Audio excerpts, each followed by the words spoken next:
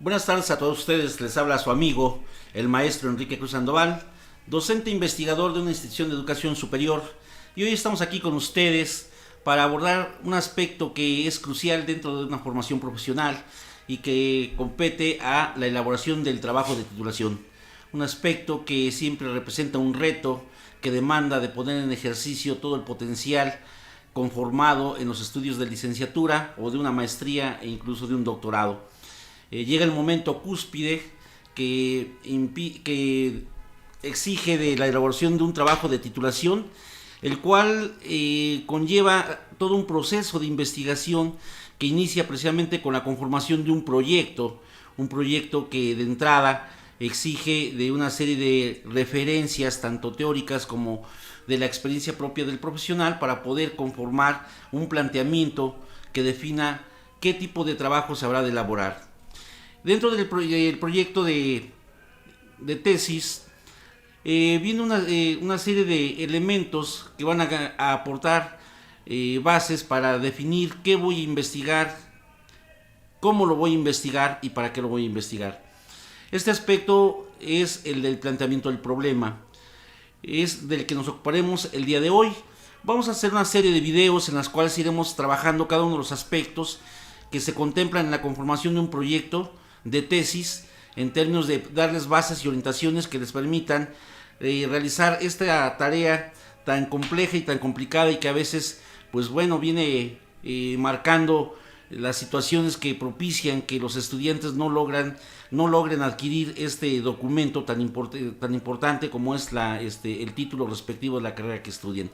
Entonces hoy vamos a empezar con el aspecto del planteamiento del problema, el cual es el punto de partida dentro de una lógica, toda vez de que hay distintas formas de elaborar un proyecto, distintas posturas metodológicas para poder elaborar la tesis, pero digamos que el más usual, el paradigma ponderante y que está más dentro del contexto, dentro del medio de las instituciones de educación superior, es este paradigma de elaborar un trabajo en el cual pues de entrada el aspecto fundamental es el planteamiento del problema.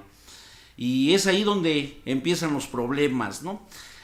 Con el planteamiento del problema, en virtud de que, pues a veces cuando se nos pide que hagamos un planteamiento del problema, solamente nos abocamos a hacer una serie de argumentaciones y presentarlas ya como problemáticas. No obstante, pues hay una serie de elementos, de criterios para llegar a conformar un planteamiento del problema. Así lo plantean y lo podemos identificar en una serie de fuentes documentales con este carácter metodológico, como son los textos de Raúl Rojas Soriano, Mario Tamayo y Tamayo, Susan Pick, Corina Schmelkes, José Antonio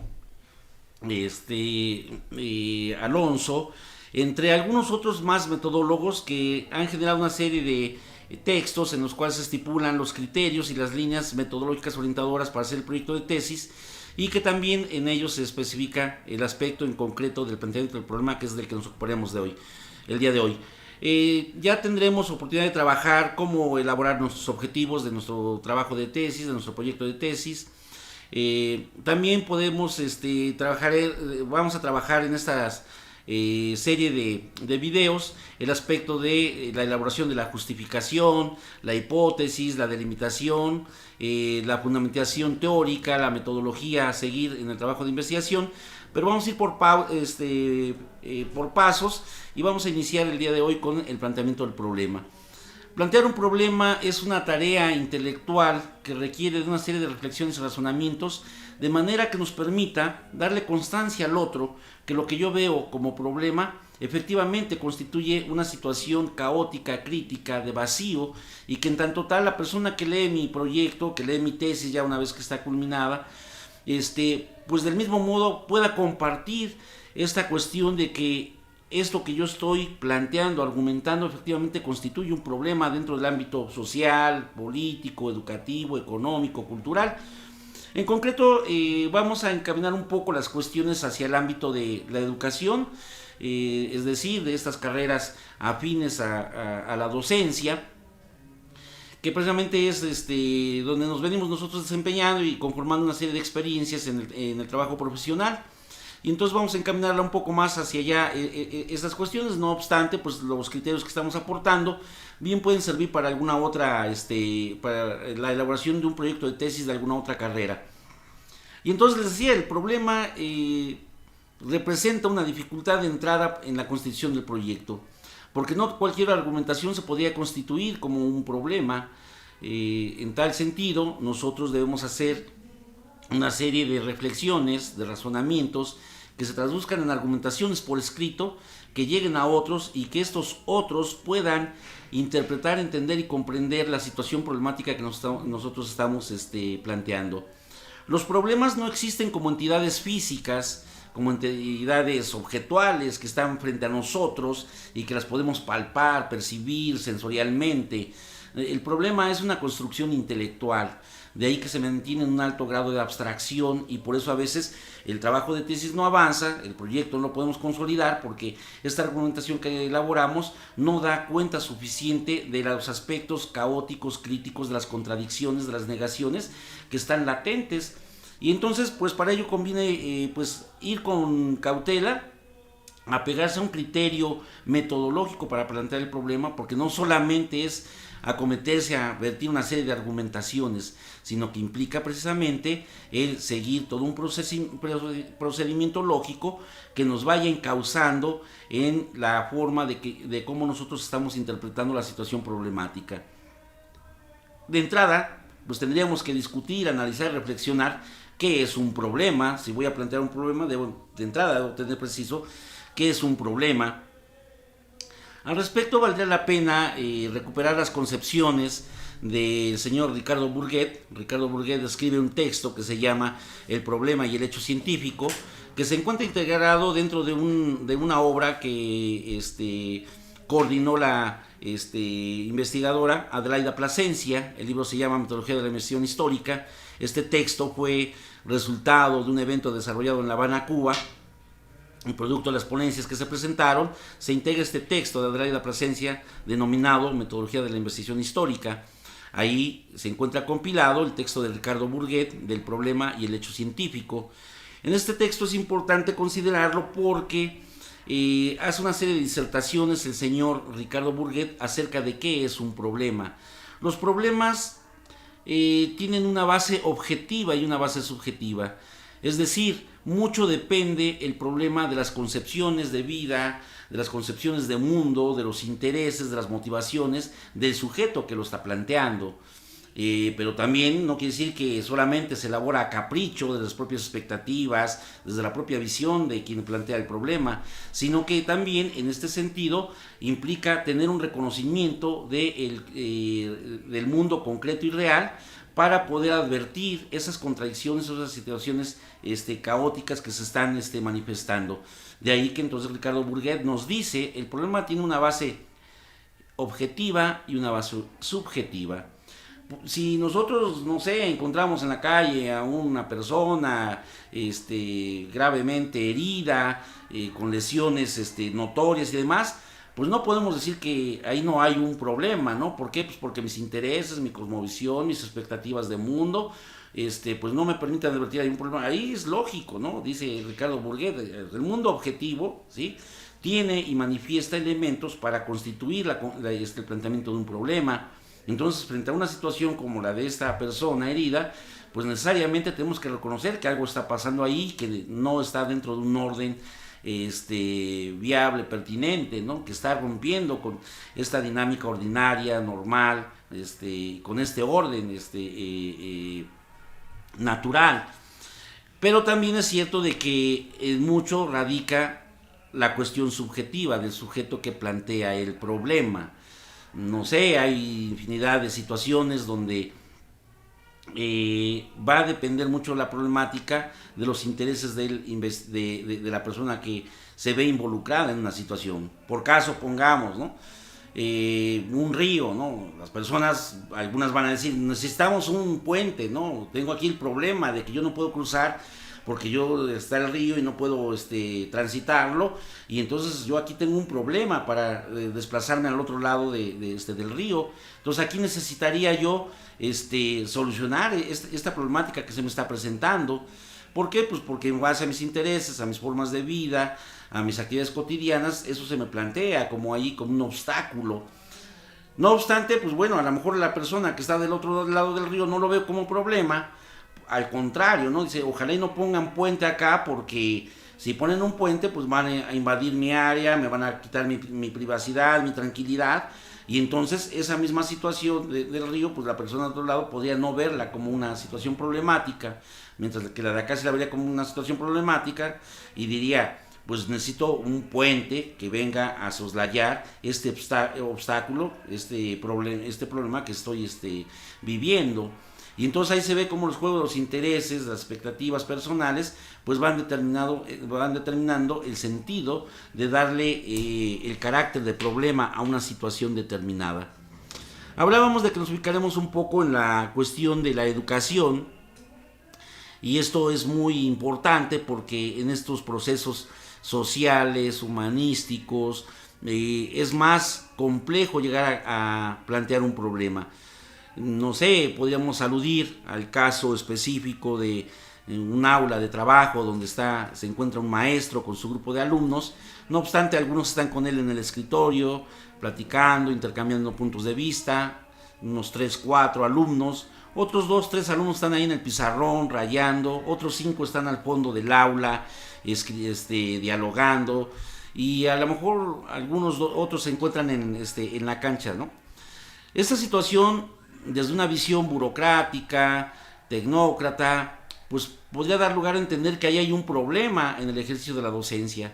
No hay una organización del trabajo y por ello pues cada quien está haciendo, digamos, lo que quiere desde una visión administrativa, controladora. Pero si lo vemos desde una visión, digamos, desde los principios de la escuela activa de Celestino Freinet, quien sustenta que uno de los aspectos fundamentales de la educación es el ejercicio de la libertad, es decir, que el alumno se encuentre en libertad de definir qué aprender, cómo aprender, con quién aprender, cuándo aprender, por qué aprender, para qué aprender, ¿sí? Entonces entenderíamos, si llegamos con esa visión a esta aula a la que referíamos, pues no vería ningún problema, diría, no, pues aquí está todo bien. Este maestro creo que efectivamente está dando esta oportunidad a que cada alumno ejerza su derecho a la libertad. 2, 3 alumnos quieren aprender con él, están con él ahí en el escritorio, dialogando, intercambiando puntos de vista. Otros alumnos quieren aprender entre ellos ahí en el pizarrón, están ahí escribiendo, rayando. Otros no quieren aprender ahí, quieren aprender allá al fondo, y están ahí dialogando, intercambiando puntos de vista y demás. Y otros no quieren aprender ahorita y por eso están ahí en el patio, ¿no? Entonces creo que desde esta visión, esta situación que estamos planteando, pues no sería problemática, no representaría ningún problema en el ejercicio de la docencia o en la promoción de los aprendizajes, ¿sí? Pero ahí más que nada depende de las concepciones de las personas que presencian esta situación, digamos, una autoridad educativa con una visión controladora, autoritaria, diría, pues aquí sí hay un problema en esta experiencia. Pero otros con estas concepciones de la escuela activa de Celestino Freinet llegarían a la misma situación y dirían, no, aquí no hay ningún problema, está trabajando muy bien este maestro, les da el derecho de libertad a sus alumnos y ellos determinan qué, cómo, cuándo, dónde, con quién o por qué aprender. Y entonces esto nos da cuenta de que plantear un problema no es cosa sencilla. Tenemos que generar una serie de argumentaciones que lleguen a describir y caracterizar de manera puntual al problema, porque no podemos universalizar y decir que los problemas son para todos y para todos los grupos humanos, para todas las épocas, ¿no? Depende mucho, les decía, de las expectativas, de la posición, del momento en que se está uno ubicando para definir una situación como problemática o como no problemática. En tal caso, el señor Ricardo Burguet, continuando con él, nos dice que pues debemos de tener cuidado porque pues hay problemas de investigación y hay pseudo problemas, y entonces esto es importante que lo tengamos presente para que cuando esté haciendo mi proyecto de tesis pues no vaya a caer yo en hacer un planteamiento de un pseudo problema, ¿no? Sino tendría precisamente que hacer un planteamiento de un problema de investigación científica. ¿Qué ¿Qué es un pseudoproblema? Bueno, un pseudoproblema es una dificultad que se nos manifiesta en la vida ordinaria y que se resuelve mediante la toma de algunas decisiones y logramos establecer algunas alternativas de solución. No requerimos de todo un proceso sistemático, lógico, riguroso, para darle tratamiento a la situación. Entonces, pues no sé, podemos tener el problema de cómo vestirnos el día de mañana, ¿no? Qué ropa ponernos, pero bueno, eso no es un problema de investigación, digamos que eso sería un pseudo problema, una dificultad que puede ser resuelta a corto plazo solamente con alguna toma de decisiones. No así cuando nos empezamos a plantear algún otro tipo de problemáticas. Bueno, tenemos hoy una serie de problemáticas de orden social, de salud, en el mundo, aludiendo al campo de la salud. Bueno, estaríamos viendo esta cuestión de cómo cómo encontrar una cura para el síndrome de inmunodeficiencia adquirida, ¿no? Bueno, ahí ese es un problema. Hasta la fecha no hemos encontrado una alternativa de solución concreta, viable, pertinente, total a esta situación. Y entonces se están haciendo múltiples investigaciones de carácter científico para poder encontrar una alternativa de solución a este problema de salud que aqueja a la población mundial. Y entonces esos son los problemas de investigación. Entonces debemos ser cautos en este caso. Entonces cuando vaya a plantear mi problema en el proyecto de tesis, debo tener cuidado de no caer haciendo un planteamiento problemático, trivial, que pues no requiera de todo un seguimiento y de todo un tratamiento de investigación teórica, empírica. Y en tal caso, bueno, pues vamos a hacer un planteamiento que requiera de todo este proceso y de todo este tratamiento, y en tal situación debemos de atender a una serie de principios. De entrada ya decíamos, bueno, estamos tratando de entender qué es un problema para no ahogarnos en un vaso de agua. Al respecto, el trabajo del doctor Fernando García Córdoba, titulado La tesis y el trabajo de tesis, nos plantea, ¿no? Dice, bueno, hay problemas de obstáculo y hay problemas de vacío. El caso del SIDA es un problema de vacío, tenemos ahí un vacío de conocimiento para tener una solución respecto a este problema. Y hay los problemas de obstáculo, ¿no? Los problemas de obstáculo son aquellas situaciones que plantean ciertos hechos que limitan a los sujetos en la consecución de objetivos, de propósitos, y entonces esos son problemas de obstáculo. ¿Sí? Entonces esto debemos tenerlo presente para tener bien caracterizado de entrada qué es un problema, porque a veces nos ponemos a trabajar sin tener definida esta cuestión.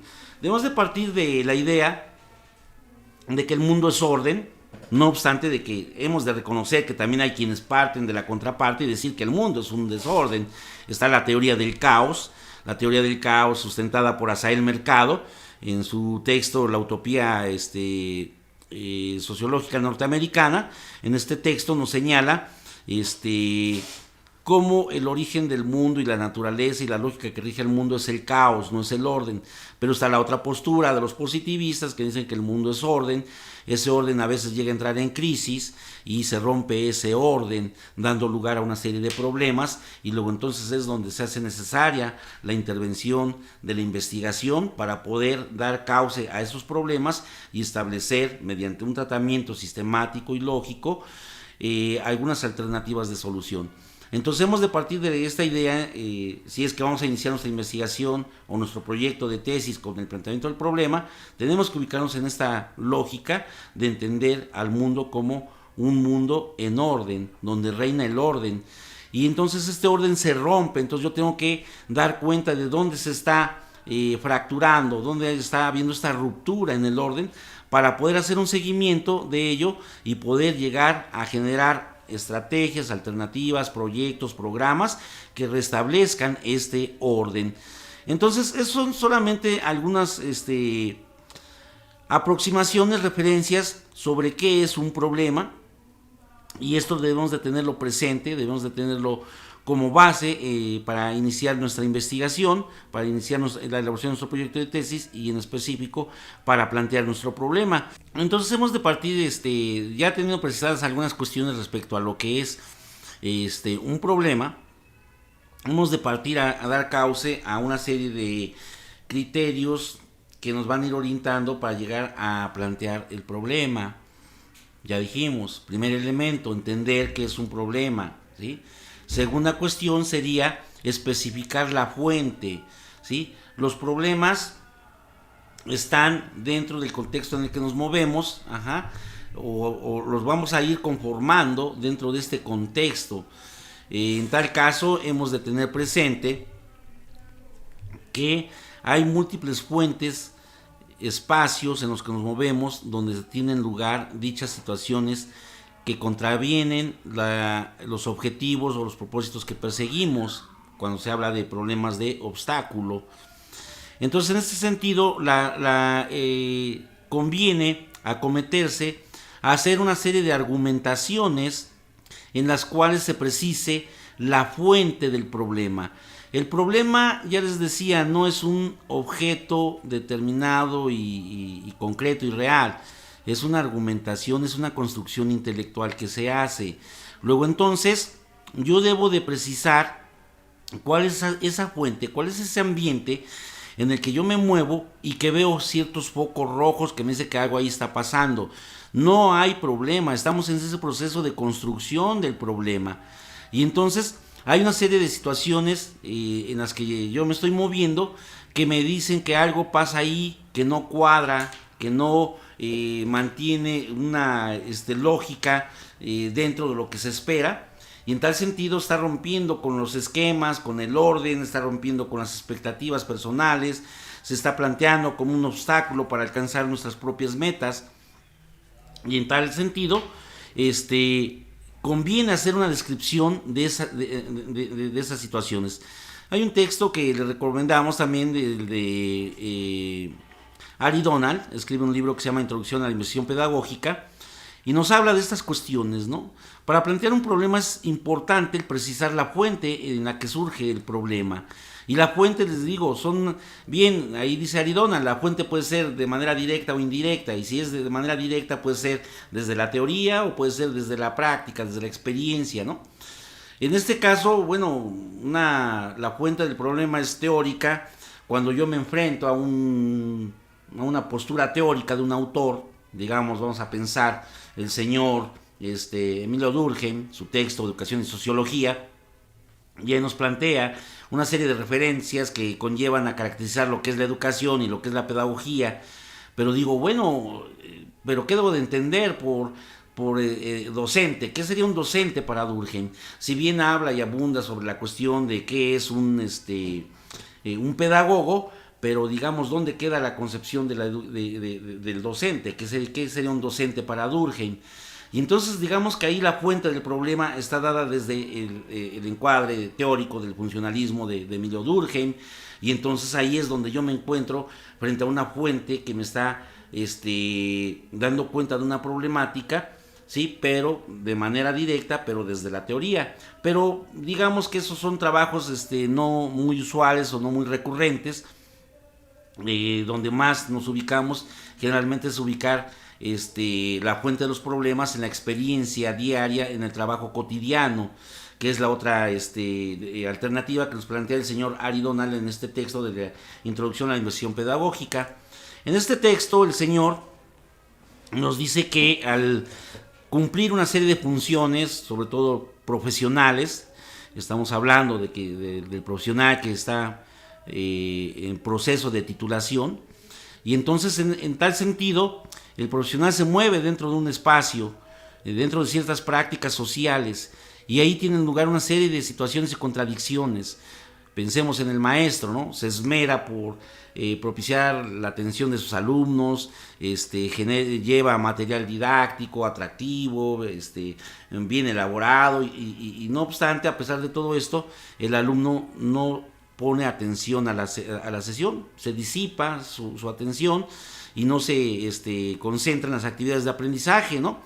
Y entonces, bueno, ahí en la práctica misma empiezan a surgir una serie de cuestionamientos por parte del docente, decir, bueno, ¿qué es lo que está pasando, no? O sea, pues si estoy trabajando, estoy trayendo mis materiales didácticos, estoy poniendo el mejor empeño, y sin embargo, pues los resultados no se hacen esperar, lo que uno quiere desencadenar no llega Entonces aquí algo está pasando, no hay problema, ya decíamos, los problemas se construyen intelectualmente a partir de una serie de disertaciones intelectuales, es como se va conformando el problema. Pero entonces es importante que cuando vayamos a plantear el problema demos cuenta de esta fuente, ¿no? Si bien va a ser desde la teoría, pues entonces dar ahí la referencia, revisando a Durkheim me encuentro que nos habla de la pedagogía, de la educación y todas estas cuestiones, y entonces ya después empezar a decir que hay ahí algún vacío porque no precisa de manera tangible, concreta y abundante, que sería un docente. Pues bueno, también acá en el caso de, si es desde la experiencia, la fuente del problema, tenemos que abocarnos a hacer una descripción de estas situaciones, ¿no? Decir, bueno, pues es de reconocer que el trabajo docente se mueve en una serie de ambientes donde convergen influencias de orden social, cultural, político, económico, y que en ese sentido pues generan un campo un tanto complejo, no solo complicado, sino complejo, para poder ejercer la docencia. Y entonces, ya estando en el trabajo directo con los alumnos, yo encuentro una serie de situaciones que han venido limitando el trabajo que se realiza. Y entonces ahí me voy yo haciendo una serie de argumentaciones, dando cuenta de esta fuente, de esta experiencia personal que estoy viviendo, y que me está planteando una serie de contradicciones, me está planteando una serie de situaciones que no coinciden con las expectativas o con lo programado o con las actividades que venimos desarrollando. En tal sentido, pues la fuente es, en primera instancia, es una fuente directa desde la experiencia. En tal caso, es necesario hacer alusión a una serie de hechos, describir experiencias concretas, para lo cual pues hay ciertos recursos técnicos dentro del escrito que vamos a ir redactando. Vamos a trabajando en nuestro documento de manera ordinaria, bueno, de acuerdo al modelo que hayamos escogido para presentar nuestro trabajo escrito. Venimos trabajando la argumentación, la redacción, y después abrimos un espacio para dar cuenta de una experiencia personal de manera descriptiva, detallada, minuciosa. En este caso, estas experiencias se estila a presentarse bajo lo que se denomina citas sangradas. Las citas sangradas son esos textos en los cuales se cambia la fuente, el tamaño de la fuente se cambia, necesariamente a un tamaño de fuente menor a como se viene trabajando en el texto. El interlineado también se cambia. Si venimos trabajando un interlineado de 1.5, trabajamos a un interlineado de 1.0. Se deja espacio tanto del margen izquierdo como del margen derecho de 2 centímetros. Hay estilos. Armando Zubizarreta en su texto de La aventura del trabajo intelectual nos dice que estas citas sangradas se deben de cargar a margen derecho, dejando 4 centímetros en el margen izquierdo. Estas citas sangradas nos sirven precisamente para aludir a alguna referencia en extenso que queremos resaltar, o también para hacer alguna cita que recuperamos de un texto y que es bastante extensa. Los metodólogos señalan que cuando una cita es de más de 3 renglones, quiere decir que de 4 en adelante, se debe presentar bajo estos rasgos técnicos de lo que es una cita sangrada. Entonces, en la cita sangrada yo voy a exponer algunas experiencias concretas que yo he vivido y que me están manifestando una alerta, nos está prendiendo un foco rojo, y eso lo hago de manera descriptiva a partir de una cita sangrada, en la cual de entrada parto de enunciar el evento que se estaba desarrollando, ¿no? Yo estando en mi escuela, desarrollaba una clase, o puede ser una reunión de padres de familia, o puede ser una conferencia, o puede ser una exposición, o puede ser el receso, ¿no? Entonces primero explico cuál es el evento que se está desarrollando. Posteriormente que digo, caracterizo de manera breve y concreta el evento que se está desarrollando, me aboco a señalar las personas que se encuentran presentes, ¿no? Desarrollando la sesión de receso con los alumnos de segundo grado de educación secundaria, y estando presentes la orientadora, el maestro de la asignatura de matemáticas y el de ciencias, sucedió lo siguiente, ¿no? Entonces, yo ahí de entrada en esta cita sangrada especifico el evento, las personas que se encontraban presentes, y después me aboco a hacer una descripción detallada y minuciosa de los acontecimientos que se suscitaron, y que son acontecimientos que a mí me llaman poderosamente la atención porque me están planteando ahí una alerta, una situación dificultosa, una situación que pone en crisis las concepciones del mundo que tenemos, o el orden que hemos establecido o hemos instituido se rompe, ¿no? Y entonces yo ahí hago esta descripción pormenorizada diciendo qué pasó en ese evento donde estaba la orientadora, el maestro de matemáticas, el de ciencias y los alumnos. Y entonces ahí me voy abocando a hacer una descripción detallada de esto. Es conveniente que esta descripción se haga a partir de ir registrando los diálogos que se dan entre los actores, ¿no? El maestro de ciencias dijo, ¿no? ¿Ya vieron aquel niño que está brincando la barda? ¿Sí? La maestra de matemáticas señaló, no, solo están jugando, ¿no? La orientadora dijo, voy a revisar porque si no se van a caer, se van a lastimar y demás. ¿Sí? Y entonces voy haciendo un seguimiento ahí puntual, para ir describiendo la situación que se dio y que llamó nuestra atención en virtud de que puso de manifiesto que ahí algo estaba pasando, ¿sí? En ese sentido, yo hago esta cita sangrada, una experiencia concreta, una experiencia que plantea la punta del iceberg, ¿no? No quiere decir que a partir de una experiencia vamos a ya constituir el problema, ¿no? Pero esas puntas, esas experiencias que señalamos se constituyen en la punta del iceberg, ¿sí? Esa punta que está sobresaliendo y que me dice que abajo hay muchas más cosas, ¿no? Y entonces podemos señalar 2, 3 experiencias a partir de esas citas sangradas y que vayan dando cuenta de una serie de eventos, de situaciones que llaman poderosamente la atención y que esas situaciones merecen hacerles un seguimiento. Entonces, ¿cuántas experiencias voy a presentar? Pues a veces es suficiente con una, ¿no?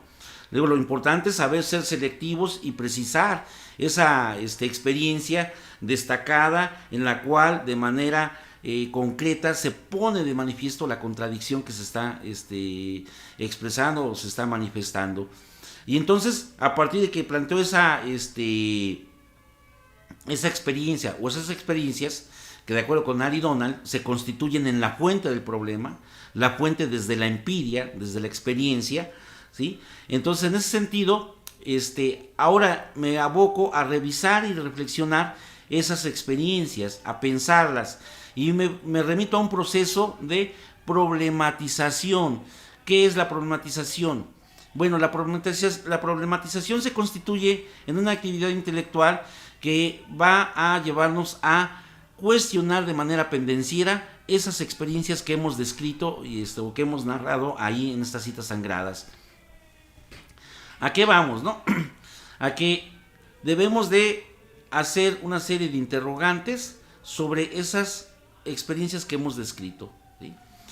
Estas preguntas que vamos a hacer, este conjunto de preguntas se le llama problematización y constituye un momento de este proceso de construcción del problema de investigación.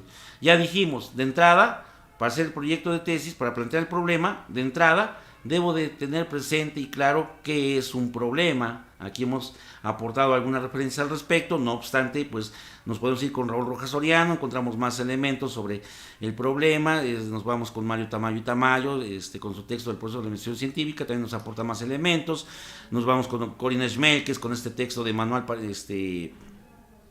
la elaboración de anteproyectos e informes de investigación, y también nos da más elementos sobre el problema y demás, pero bueno, aquí hemos partido solamente de plantear los de Ricardo Burguet y los del señor Fernando García Córdoba. Posteriormente, que ya tengo claro que es un problema, debo de especificar la fuente del problema, ¿no? Y entonces me aboco a ver si mi problema tiene como fuente la experiencia o la teoría. Bueno, la experiencia, ya decíamos que es la que más enfáticamente se plantea. Pues sí, la experiencia, pero entonces para dar cuenta de ello me remito a hacer una descripción de hechos, de sucesos que he tenido yo en mi desempeño profesional o en algunos ámbitos donde radica la situación que a mí me está llamando la atención estudiar. Entonces, a partir de que ya tengo precisada la fuente, ahora me remito a un proceso de problematización. Problematizar implica plantear una serie de interrogantes sobre estas experiencias que yo he descrito. ¿Cuántas interrogantes voy a plantear? Vamos a decir que las suficientes, y las suficientes podrían ser 3, o 15, o 11, o 7, o 20, ¿sí?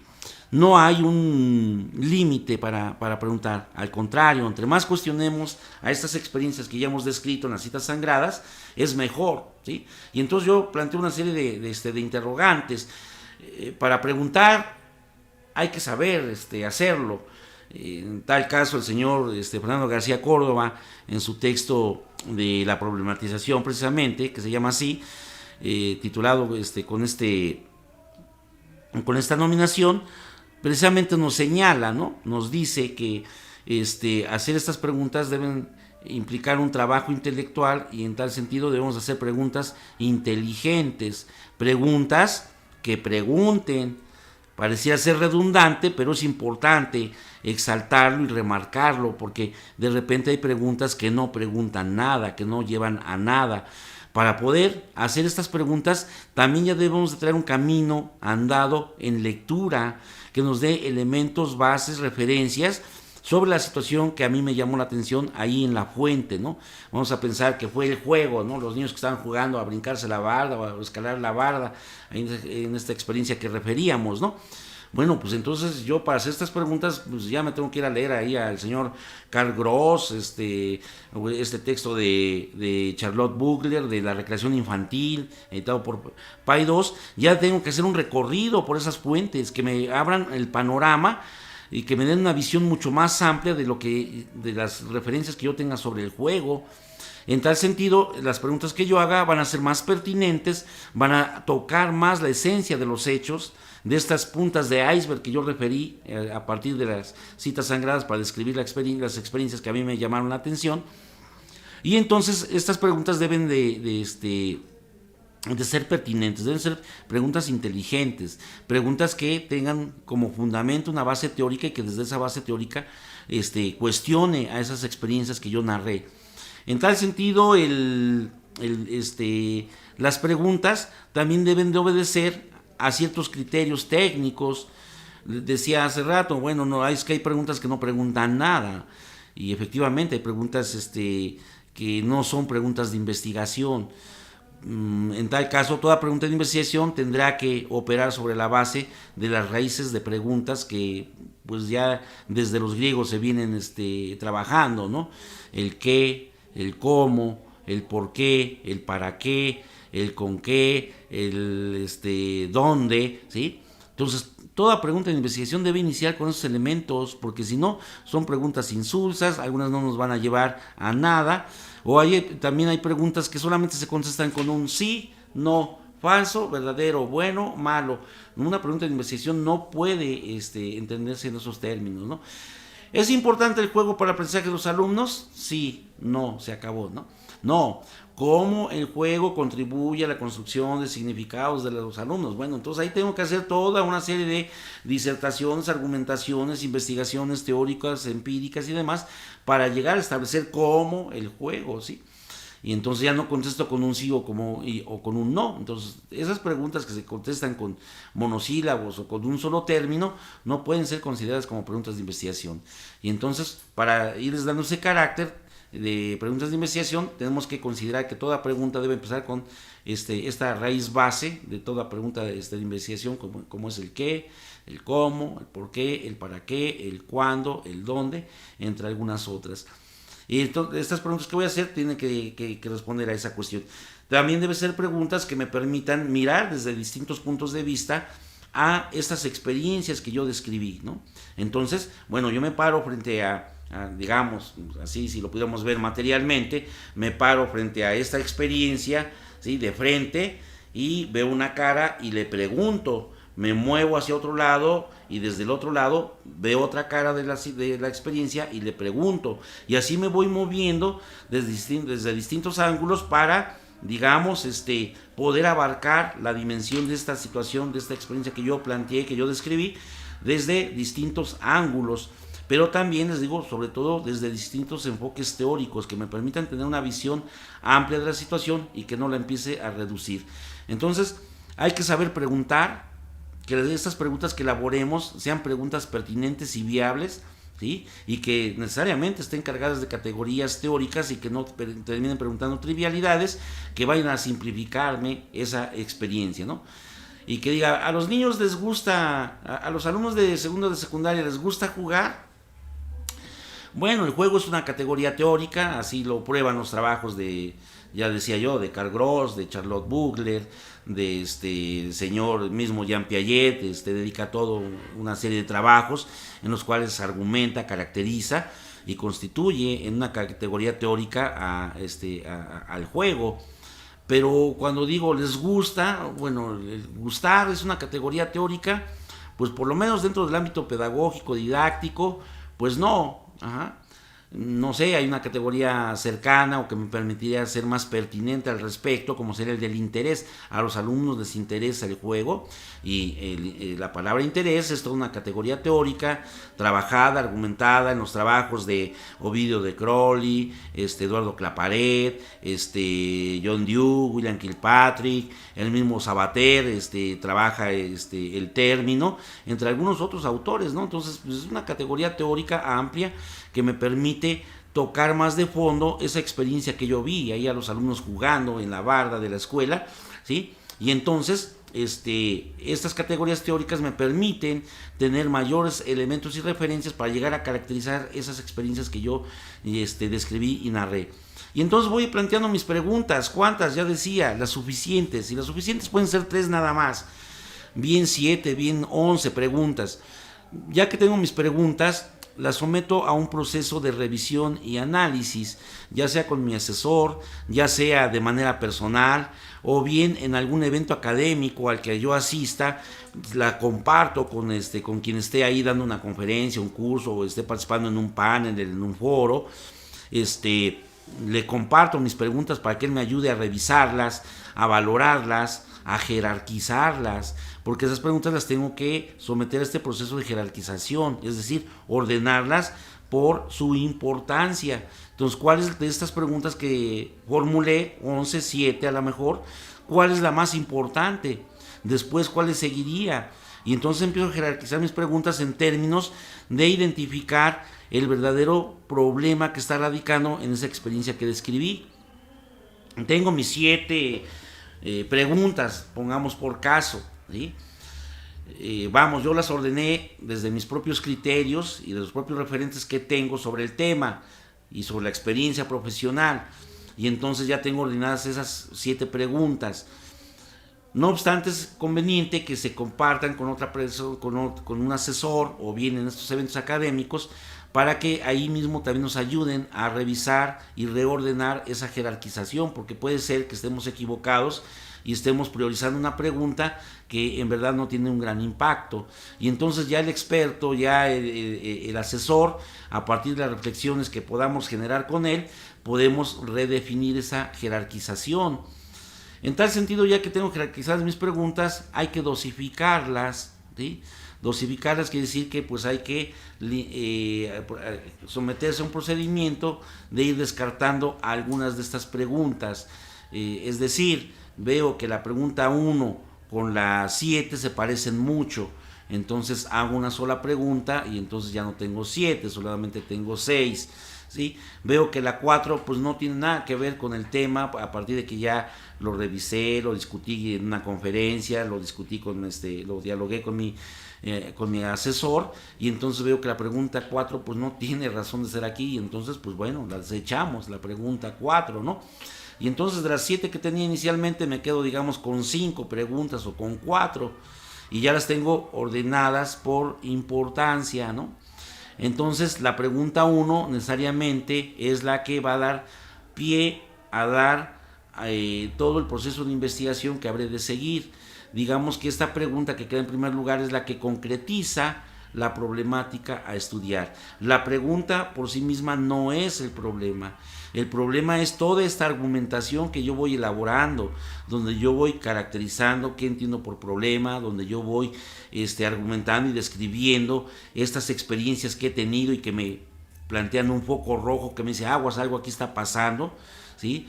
Y luego el conjunto de preguntas que hago, todo eso forma parte de este proceso de plantear el problema. El problema no es la pregunta, pero la pregunta en sí misma, la que yo escojo, la que quedó en primer lugar, es la pregunta que de alguna forma me permite definir, concretar hacia dónde voy a ir. Esta pregunta, las otras no las desecho, las otras preguntas van a ir acompañando a la pregunta con la que me quedé. ¿Sí? Y en tal sentido también se les va a ir dando tratamiento, pero digamos que están en un papel secundario, meramente para contextualizar, para fortalecer la pregunta central que yo retomé a partir de hacer este proceso de revisión, de jerarquización de mis preguntas. Ante esta situación, bueno, ya tengo una pregunta, ahora hay que revisar esta pregunta, hay que analizarla. Analizarla implica el poder identificar los elementos que están involucrados en esa pregunta, las variables que están ahí presentes. Hemos de ser cuidadosos de que en estas preguntas se exprese la relación de dos variables. No tengo nada en contra de que se plantee una pregunta que solamente involucre una variable o tres variables, ¿no?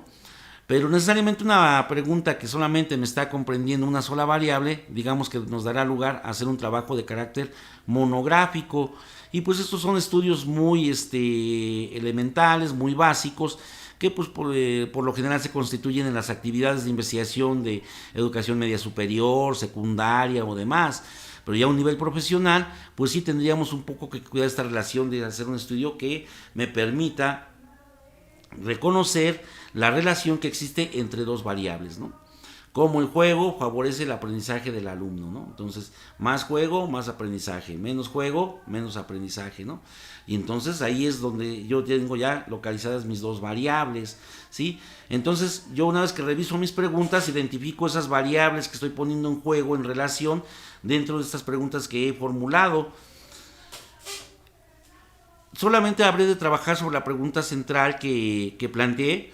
En tal sentido, la pregunta central, reviso qué variables tiene ahí presentes y me aboco a un proceso de definición de esas variables, ¿no?